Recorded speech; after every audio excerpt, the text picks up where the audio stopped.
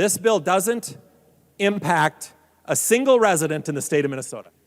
And while that might be your priority, I don't know that that's worth keeping us here until 3 o'clock in the morning. Because our residents in the state of Minnesota are suffering from the highest inflation in a lifetime. And we have done nothing yet to give them 1 ounce of relief. In fact, we've only passed policies out of this chamber that will make that worse. Crime rates in our largest cities are out of control. You're worried about people not feeling safe in school because they don't feel comfortable in their body? There are people that don't feel safe in your entire community and won't go outside. We're down 500 officers in the city of Minneapolis, and crime rates are out of control, and we're doing nothing about it. Nothing. You want to get a mortgage? Try to get more higher home ownership? Mortgage rates today are more than double what they were a year ago. We've done nothing to give those people help. The fentanyl crisis is killing Minnesotans. By the way, it's killing a lot more Minnesotans than anything even closely associated with this issue. And we're doing nothing about that. Minnesota has a workforce crisis. It's actually creating higher inflation. We're doing nothing about that. We have a mental health crisis. We could do something about that. We're not. Interesting to me tonight, to tie this issue into that, to find out that if you want to have a weight loss surgery in the state of Minnesota, you are required to go to counseling,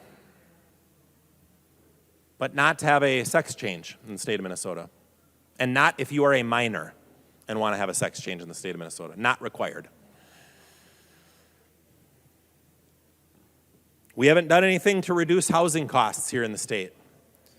To build a new house in Minnesota costs $40,000 or $50,000 more on average than it does in neighboring states because of our bureaucracy and all of the different agencies and things that you need permits from. We're the 4th highest tax state in the nation at a time when our state has double the highest surplus we've ever had. We're collecting way too much money from Minnesotans, way too much. And they're reeling from inflation, and we've given them no relief. Our nursing homes are in crisis. Many of them are closing. We're finding out that the budget targets have almost nothing to help nursing homes. Shocking. And energy costs are out of control, and this body has passed policies which will double and triple and quadruple energy rates for Minnesotans,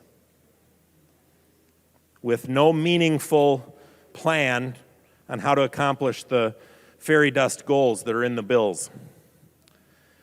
So I have to ask you, members, what is it about this bill that impacts not a single resident of the state of Minnesota is so important that we must take it up not only before the priorities that Minnesotans actually care about, but that we have to stay here until 3 o'clock in the morning or 4 or 5 or 6 to pass the bill. But it does exactly what the governor was doing yesterday in his office when he was talking about California instead of inflation and crime and interest rates and fentanyl and workforce and mental health and housing costs and the 4th highest tax state in the nation. And Representative Wolgamott. I'm sorry. Maybe he wants the floor so he can offend my colleague again. Representative Dowd. Representative Wolgamott has the floor. Representative Wolgamott. Madam Speaker, a point of order under Mason's 114.5.